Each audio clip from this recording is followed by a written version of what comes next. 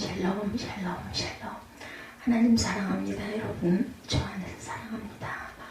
24장 말씀이죠. 이사야 1절에서 13절 땅의 기쁨이 그치고 이런 제목입니다. 여기서 땅을 벌하시는 그런 내용이죠. 이사야서 제1부는 유다가 멸망할 것에 대한 언급입니다. 그에 이어서 제2부에 해당하는 13장에서 23장은 유다 주변에 있는 열강의 멸망에 대한 예언을 언급했어요. 그리고 25장에서 27장은 하나님이 세우실 새 왕국의 승리를 노래합니다. 그 사이에 있는 그런 장이 바로 24장, 오늘 24장입니다. 멸망과 새 왕국의 승리 사이에서 만국을 다스리시는 야훼의 심판을 최종적으로 언급하는 그런 내용이죠.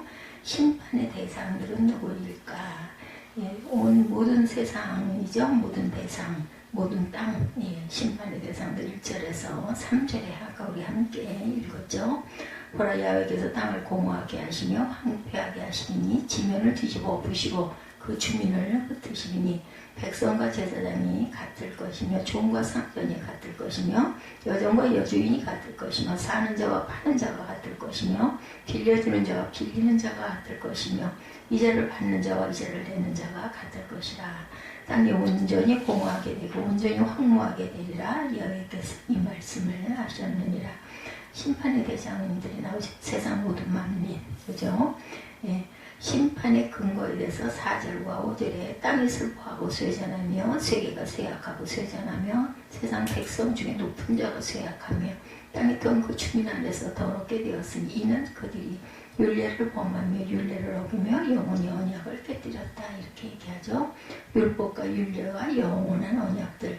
심판의 결과가 어떻게 됐나가 이제 6절부터 20절까지 계속해서 이어지는 말씀입니다.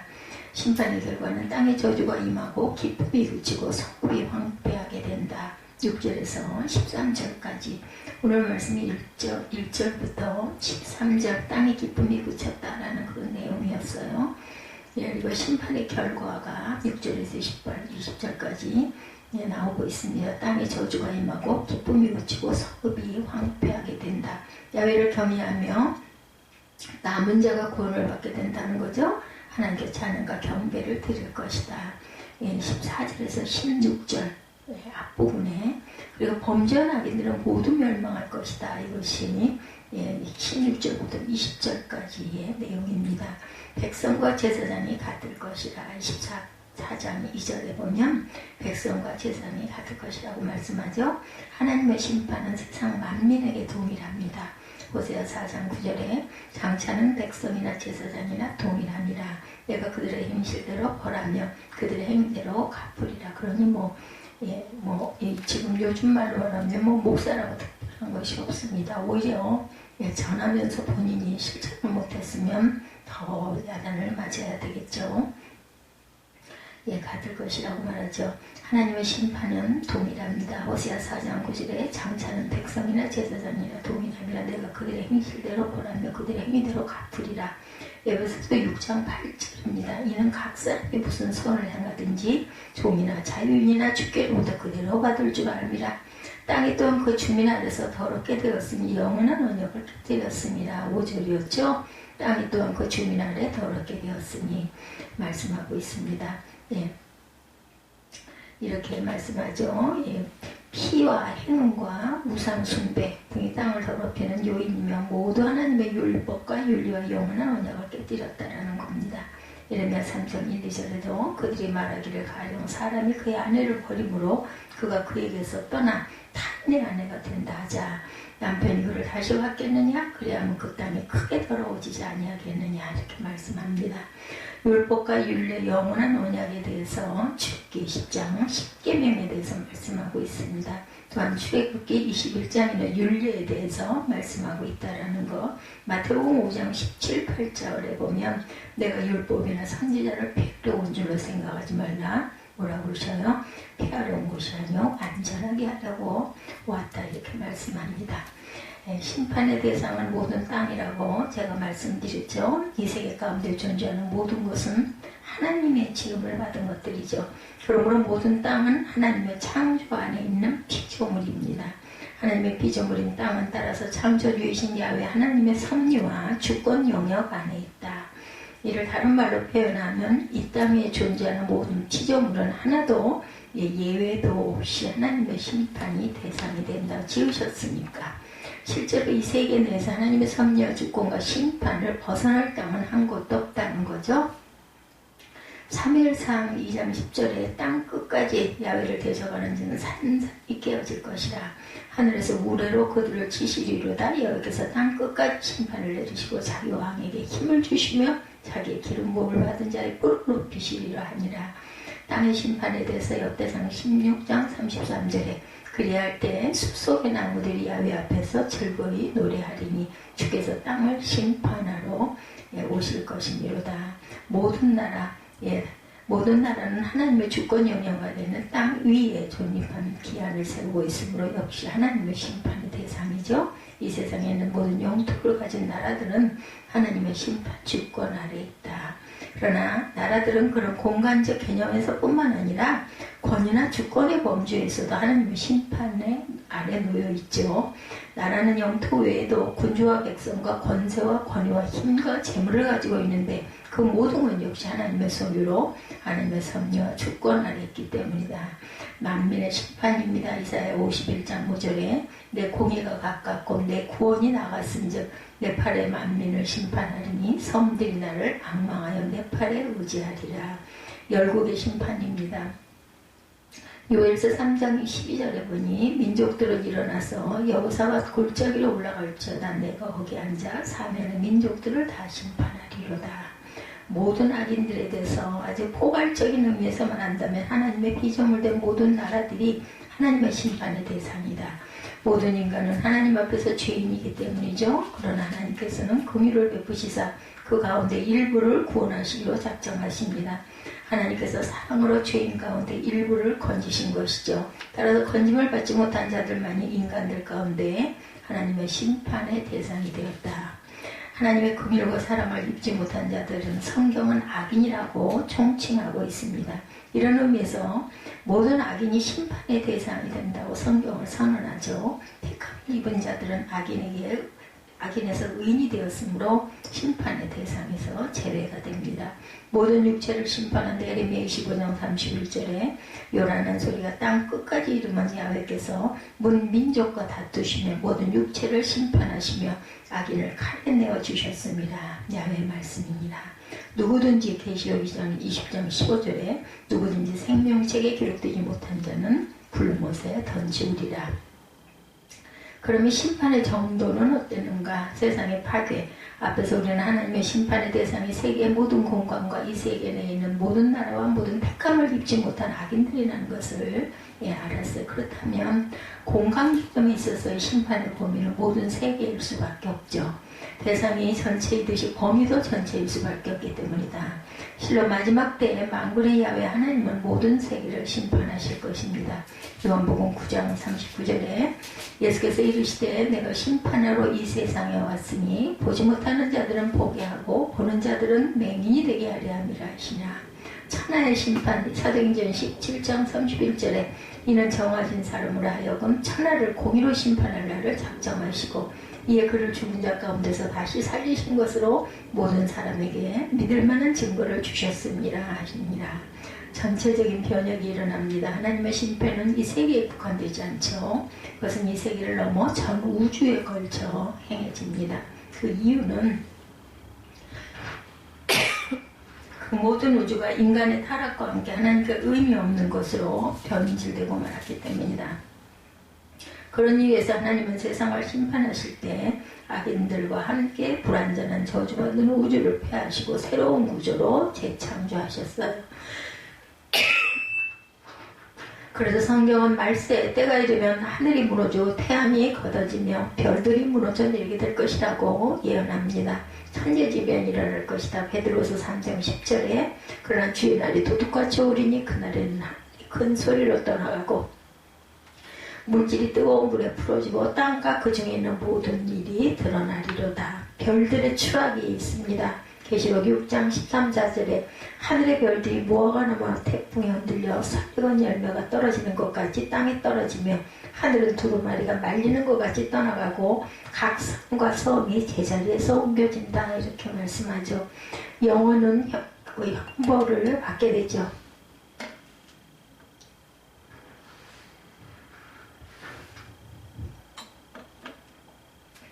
이 세계에서 존재했고 존재했던 모든 악인들과 이 우주의 모든 것을 그 파신과 아울러 하나님께서는 마지막으로 멸할 하나의 대상을 가지고 계시죠. 그것은 모든 악인들의 영혼이다. 하나님의 심판 때에 악인들의 육체적 생명뿐만 아니라 영혼의 생명까지도 박탈하십니다. 그래서 모든 악인들은 아무 빛도 없는 완전한 흑암 속에서 영원히 고통받도록 벌하시죠. 너무나도 무섭고 끔찍한 형벌입니다. 이러보건대 하나님의 심판의 정도는 결코 가벼운 것이 아니다. 누구도 어떤 것도 피해갈 수가 없죠. 그것은 무서운 것이며 확실한 것입니다. 죽은 자의 심판, 계시록 11장 18절에 보니까 이방들이 분노하며 주의 진노가 내려 죽은 자를 심판하시며, 또한 종과 선지자들과 성도들과 작은 자든 큰 자든 주의 이름을 경외하는 자들에게 상 주시며 땅을 망하게 하는 자들은 멸망시킬 때로소이다 하더라 이렇게 말씀하고 있어요. 둘째 사망이죠. 계시록 20장 14절에 15절에 사망과 음부도 불못에 던져니 이것은 둘째 사망 곧 불못이라. 누구든지 생명책에 기록되지 못한 자는 불못에 던져지리라. 계시록 20장 14, 5절입니다. 심판의 결과는 악인의 소멸이겠죠. 앞에서 우리는 모든 악인이 육체적 죽음을 맛볼 뿐만 아니라 영혼의 죽음도 맛보게 될 것이라는 것을 살폈습니다. 육체와 영혼이란 인간의 전인격을 구성하는 것인데 인간의 전체 자체입니다. 따라서 그 양자가 모두 죽음을 당한다는 것은 사실상 이 세계에서 소멸되는 것과 다름이 없죠. 그렇지만 그것은 무로 돌아가는 소멸이 아니고 그 소멸은 하나님의 기억에서 사라지는 소멸이고 선으로부터 영원히 격리되는 소멸입니다. 그 소멸에는 여전히 의식과 감각이 있어서 고통만이 따라오는 거죠. 죄인을 소멸하십니다. 시편 104편 35절 악의 소멸이 계시록 20장 9절 그들의 지면에 널리 퍼져 성도들의 진과 사랑하시는 성을 두르며 하늘에서 불이 내려와 그들을 태워버리고 또 그들을 미혹하는 마귀가 불과 요한못에 던져지니 거기는 짐승과 거짓 선지자도 있어 세세토록 밤낮 괴로움을 받으리라. 우리가 정말 고통스럽고 힘든 거, 우리가 아플 때 통증, 참 못 견디죠. 이런 통증이 계속 된다는 거, 약을 아무리 먹어도 듣지 않을 때 우리는 정말 어쩔 줄을 모르게 되죠. 뭐 잠은 고사하고 앉지도 서지도 못합니다. 이게 계속 된다는 거예요. 얼마나 고통스럽고 힘들겠습니까? 하나님의 영광이 드러납니다. 세상은 지금 악도 하나의 실체라고 주장하고 있어요. 악도 선과 같이 무시하지 못할 본질이라는 거죠. 그래서 선의 주인 되신 하나님의 반대편에 악을 절대적으로 올려놓습니다. 즉 악을 높여 하나님을 상대적으로 왜소하게 만들고 있는 건데 그렇지만 그 악이 영원히 심판을 받아 소멸될 때 하나님의 영광이 회복될 것이다. 영광이 회복이 돼서 에스겔 25장 17절에 분노의 책벌로 내 원수를 그들에게 크게 갚으리라. 내가 그들에게 원수를 갚은 즉 내가 야훼인 줄을 그들이 알리라 하시니라. 승리의 영광 계시록 19장 15절에 그의 입에서 예리한 검이 나오니 그것으로 만국을 치겠고 친히 그들을 철장으로 다스리며 친히 하나님의 곧 전능하신 이의 맹렬한 진노에 포도주틀을 밟겠고 그 옷과 다리에 이름을 쓴 것이 있으니 만왕의 왕이요 만주의 주라 하였느니라. 그래서 하나님 나라가 완성이 되죠. 악이 하나님의 선한 세계에 그의 내에 존재하는 한 하나님 나라는 완전히 복된 것일 수 없습니다. 선과 악이 공존하는 세계가 가장 확실한 예죠. 지금 세상이 그렇습니다. 현재의 세계는 하나님 나라의 시작된 세계임에도 불구하고 아직 완전한 나라는 아니다. 오직 이 세계 속에 있는 악이 완전히 제거될 때 그 나라가 완성된다. 하나님의 심판은 그 나라의 완성을 이룹니다. 그때 모든 성도는 참된 영생의 복락을 누릴 것이다. 새하늘과 새 땅이죠. 계시록 21장 1절입니다. 또 내가 새하늘과 새 땅을 보니 처음 하늘과 처음 땅이 없어졌고 바다도 다시 있지 않더라. 밤이 없는 곳이 된다는 거예요. 계시록 22장 5절에 다시 밤이 없겠고 등불과 햇빛이 쓸데없으니 이는 주 하나님이 그들에게 비치심이라. 그들이 세세토록 왕노릇 하리로다. 악과 선에 대해서 구원과 사망에 대해서 말씀하고 있죠. 하나님의 심판에는 그 대상이 있어서 예외가 없고 범위에 있어도 누락된 곳이 없다. 모든 세계 모든 피조물이 그 심판을 받게 될 것이다. 심판을 받게 되면 그 세계에서 소멸되되 흑암 속에서 영원한 고통을 받게 되고 저주 아래 놓이게 된다. 그 고통 자체가 저주입니다. 이것을 피하는 유일한 방법은 하나님이 주신 구주 예수 그리스도를 믿고 말씀대로 행하는 것뿐입니다. 여기서 우리가 어느 길을 택해야 하는지는 너무나도 명백하죠. 땅의 기쁨이 그쳤다라고 말씀하고 있어요. 1절에서 13절 내용. 사순절을 지나서 부활절의 영광을 저희들이 보았습니다. 갈보리 언덕 하나님의 독생자가 달리신 십자가를 바라보면서 하나님의 죄를 얼마나 엄격하게 다루시는지를 깨닫게 됩니다. 하나님은 죄를 싫어하시죠. 그리고 죄를 미워하십니다. 죄에 대해서 경노하십니다. 죄를 보시고 노를 격발하십니다. 하나님은 죄에 대하여 심판을 내리시는 자. 죄가 있는 곳에는 평안과 형통을 제해버리죠. 죄를 지으면 인생의 앞날을 막아버립니다. 죄를 지으면 이미 주신 축복을 거두어 가시죠. 축복을 다른 사람에게 옮겨버린다라는 것. 죄를 지으면 각종 저주가 내려집니다. 병이 들게 하시죠. 죄를 지으면 그 사람의 수명을 단축시키시고 땅에서 생명을 끊어버리신다라는 것. 죄를 지은 가정에는 그 후대를 끊어 그 가정이 땅에서 끊어지게 하신다. 결국 그 영혼을 지옥에 빠뜨리시는 거죠. 이상에서 말씀드린 것은 성경에 나타난 죄와 관련된 말씀들입니다.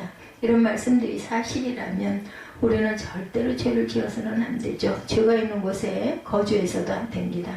무엇 때문에 죄를 지어 인생을 망치고 가정을 저주받게 만들어서야 될 것이 아니죠.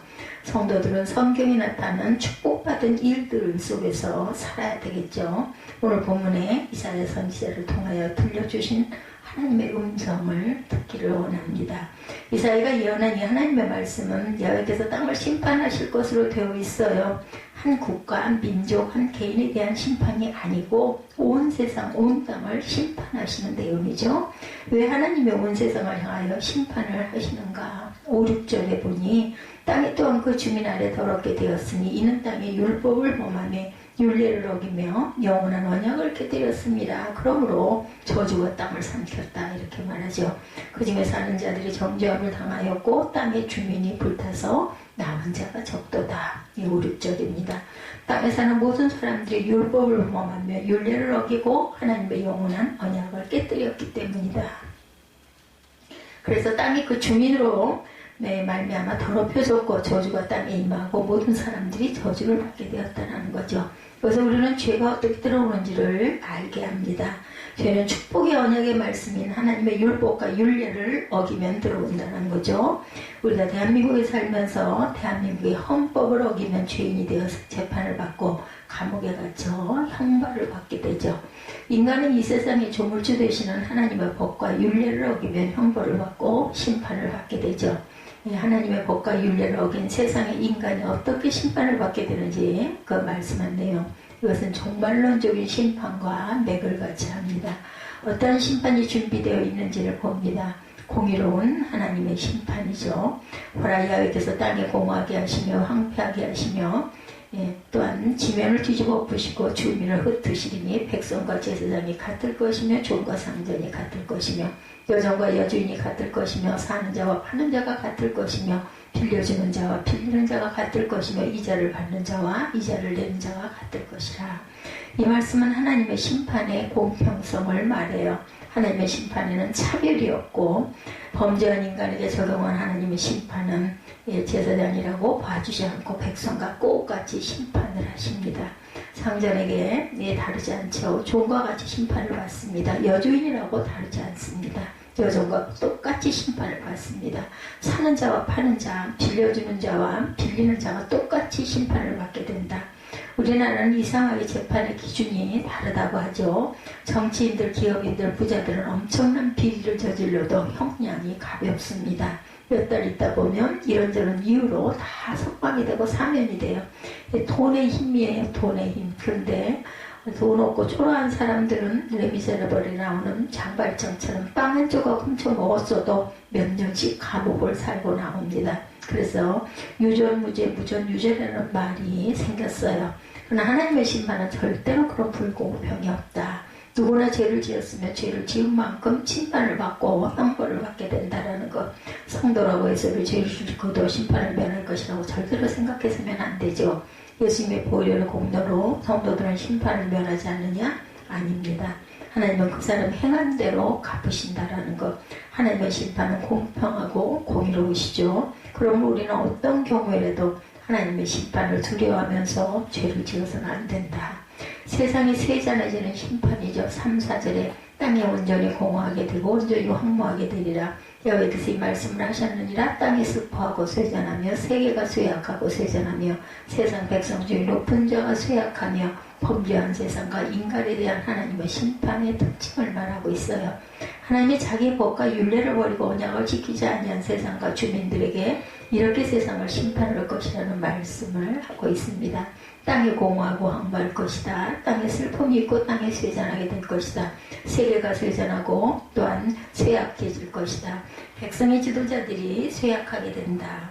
이 같은 세상은 어떻게 됩니까? 희망이 사라진다라는 거예요. 사람들은 세상에 유토피아가 건설될 것이라고 희망하죠. 경제를 발전시키고 복지국가를 일으킬 국가 지도자들, 글로벌 지도자들이 일어날 것이라고 기대하고 미래의 희망을 가슴에 품습니다. 우리나라만 하더라도 대통령이 해마다 경제성장 7%대를 끌어올리고 GNP를 4만 불이 되게 하겠다고 공약한 지가 벌써 굉장히 오래됐어요. 그러나 미국의 그 서브프라임 쇼크와 미국 금융기관의 위기가 오면서 세계는 경제 위기를 지금 겪고 있습니다. 얼마 전에 청와대는 대통령의 그 대선 공약을 현실에 맞게 실천 가능한 성장 계획으로 수정하기도 하죠. 공약을 걸어놔도 또 대통령이 되고 나면은 정치, 경제 이런 것도 파악하게 되면 그게 바뀔 수도 있죠. 성도들은 세상에 그렇게 큰 희망을 걸 필요 없다라는 것. 성경이 말하는 세상의 미래는 절대로 희망적인 것이 아니에요. 아무리 과학이 발달하고 IT 기술이 발달해도 세상의 형편은 점점 더 어렵게 될 것이다. 예수님의 말씀대로 하면 세상의 마지막이 되면 극심한 기근이 있게 될 것이라고 합니다. 경제적 불황을 말하죠. 곳곳 처체에 전쟁이 일어나게 될 것이다. 지진과 해일이 있게 될 것이다. 전염병이 돌게 될 것이다. 전염병 지금 돌고 있죠. 하늘 전체 이생에 일어나게 될 것이라고도 말씀합니다. 이사야 24장 17절에서 20절을 보면 땅의 주민아 두려움과 함정과 올무가 내게 이르렀으니 두려운 소리로 말미암아 도망하는 자는 함정에 빠지겠고 함정 속에서 올라오는 자는 올무에 걸리리니 이는 위에 있는 문이 열리고 땅의 기초가 진동함이라. 땅이 깨지고 깨지며 땅이 갈라지고 갈라지며 땅이 흔들리고 흔들리며 땅이 취한 자같이 비틀비틀하며 원두막같이 흔들리며 그 위에 죄악이 중함으로 떨어져서 다시는 일어나지 못하리라. 왜 세상이 이렇게 된다고요? 인간의 죄 때문이다. 하나님의 율법과 율례를 저버렸기 때문이다. 그의 죄의 결과로 온 세상은 무서운 심판을 받게 될 것인데 오늘 우리가 사는 이 세상에 이런 하나님의 심판이 이미 시작되었음을 우리가 느끼고 갑니다. 그러므로 하나님의 말씀을 알고 있는 우리는 정신을 차려야 되겠다. 그리고 이런 심판을 모르는 세상 사람들을 대신해서 하나님께 민족과 세상의 죄를 놓고 참회의 기도를 드리고 하나님의 자비로운 은총을 기도하고 간구해야 되겠죠. 그렇게 기도해야 되는 계절이 바로 사순절 기간이었습니다. 자신의 안위와 구원을 위해서만 절대 기도해서는 안 되죠. 온 민족과 세상의 구원을 위해서 늘 우리가 기도해야 할 줄로 믿습니다. 땅의 기쁨이 그쳤다. 7절에서 11절입니다. 새 포도즙이 슬퍼하고 포도나무가 쇠잔하며 마음이 즐겁던 자가 탄식하며 속어치는 기쁨이 그치고 즐거워하는 자의 소리가 끊어지고 수금 타는 기쁨이 그쳤으며 노래하면서 포도주를 마시지 못하고 독주는 마시는 자에게 쓰게 될 것이라. 약탈을 당한 성읍이 허물어지고 집마다 닫혀 들어가는 자가 없고 포도주가 없으므로 거리에서 부르짖으며 모든 즐거움이 사라졌으며 땅의 기쁨이 소멸되었도다. 여기서 새 포도주, 그 포도주, 소고, 노래는 인생이 누리는 행복과 희락을 의미하는 단어들입니다. 세상 사람들이 누리는 희락과 기쁨을 말하죠. 근데 세상에 이런 것들이 사라진다라는 것입니다. 온 세상에는 낙도, 기쁨도, 희망도, 소망도 사라지고 정서적으로 메마르고 황폐한 세상이 될 것이다. 얼마나 저주받은 세상입니까? 예, 세상살이에 여러분들 어떠십니까? 기쁨과 희락이 넘치는 세상에 과연 우리가 살고 있는지, 예, 우리가 참 어려운 일들이 이렇게 많습니다. 국민들의 가슴에 그 웃음과 자긍심이 있어야 되겠죠. 우리가 괜찮은 나라에 살고 있구나. 이 코로나 그 바이러스로 의한 그 치료와 그 백신 개발 이런 것들을 보면서 그래도 예, 우리나라는 참 의료시설이 잘 돼 있다라고 감사했었어요. 모든 국민의 가슴에 기쁨과 감격이 있어야 되겠죠. 운동선수들이 그 해외에 나가가지고 금메달을 따거나 할 때 우리가 정말 기뻐하잖아요. 내일이 아닌데도 예, 우리 민족의 기쁨이기 때문에 기뻐합니다. 예, 이런 것 빼고 우리가 사는 세상은 살맛이 나지 않는 그런 세상이 되어갑니다. 인생의 재미도 기쁨도 없는 세상, 인간의 죄 때문이라는 것, 하나님이 세상의 즐거움과 희락을 제하여 버렸기 때문이다. 속어지는 기쁨이 그치고 수금 타는 기쁨도 그치고 포도주가 없어졌으므로 땅의 기쁨이 소멸되었기 때문이라고 말씀하죠. 불행한 세상, 참된 행복을 누리지 못하는 세상, 하루하루 새끼 밥 먹고 근근히 몸이 건조하게 사는 세상이죠. 사람들에게 우리가 묻습니다. 세상에 무슨 재미로 사는지 모르겠다 이렇게 말을 하죠. 이런 세상이라면 한평생의 인생을 사는 것이 무슨 의미가 있겠느냐. 예, 지금은 도시 사람들은 물론이고 외국으로 수출되는 그 막걸리, 예, 그 동동주, 외국인들도 한국의 농주인 막걸리가 인기가 있다고 말합니다. 예, 단순히 막걸리가 화학주보보다는 건강해져는 웰빙술이라는 것이 증명되었다는 것만은 아니라는 거죠. 시대적인 문화와도 연관이 있습니다. 산업이 발달해서 근대화되면서 예, 고된 농촌을 버리고 문명이 편리하고 사람 많은 도시에 와서 살아보니 이게 아니다. 그래서 다시 예, 그 시골로들 내려가는 그런 나이 드신 분들이 참 많아요. 살기가 좋다고 얘기를 제가 전해 들었습니다. 그런데다가 뭐 교통이나 이런 것들이 이제는 예전의 그런 시골, 불편한 시골이 아니죠. 온통 시멘트 투성이로 만들어진 도시, 비둘기집처럼 성냥갑처럼 아파트들이죠. 답답한 아파트에서 제가 어린 날 그 청소년 시절쯤 됐을 때 그런 얘기를 많이 들었어요. 앞으로 몇십 년 후에는 전부 다 아파트촌이 될 것이다. 참 상상이 안 갔는데 지금 이렇게 지나놓고 보니 정말로 아주 모든 곳이 다 아파트들이죠. 예, 빈 땅만 있으면 지어요. 뭐 인구가 특별히 많아지지도 않는데 왜 이렇게 빈 땅만 있으면 아파트를 짓는지 모르겠어요. 볼거리도 없고 재미도 없는 사시사철 1년 365일 보는 곳이라곤 시멘트 덩어리뿐인 도심생활 예, 힘들어하죠. 그래서 이제 땅을 밟으려고 하고 황토집을 짓고 삽니다. 예, 근데 옛날 사시사철 꽃피고 잎피는 지면에 흙을 밟고 살 수 있는 농촌 고향이 그립죠. 그런 고향의 향수 때문에 향수가 있는 막걸리가 인기가 있는 건 아닐까 싶습니다. 막걸리가 폭발적인 인기를 얻는 것은 재미없는 도시생활, 고향의 향수를 대변하는 현상이라고 볼 수가 있겠죠. 우리는 지금까지 죄가 우리 인생에 무엇을 가져왔는지 예, 오늘 예, 이사야 24장을 통해서 살펴봤습니다. 하나님의 법과 율례를 어기고 영원하신 하나님의 축복의 언약을 깨뜨린 인간의 종말이 얼마나 불행한 것인지 늘 느끼고 갑니다. 예, 사순절 기간 그리고 부활절 예, 떡을 해서 돌린 게 인사를 어제 받았어요. 다들 결혼들만 하는데 권사님이 그러시더라고요. 아이고 떡까지 그렇게 하셨냐고. 우리 많이 한 게 아니고 조금 사서 한두 개씩 넣어서 돌렸는데도 기뻐하는 걸 보면서 저는 아주 기뻤습니다. 십자가의 계절, 사순절은 이런 세상의 죄, 개인적인 죄를 성찰하고 회개하는 절기였죠. 그래서 죄사함 받고 하나님의 은총을 얻는 부활의 영광을 누리게 되는 것이죠.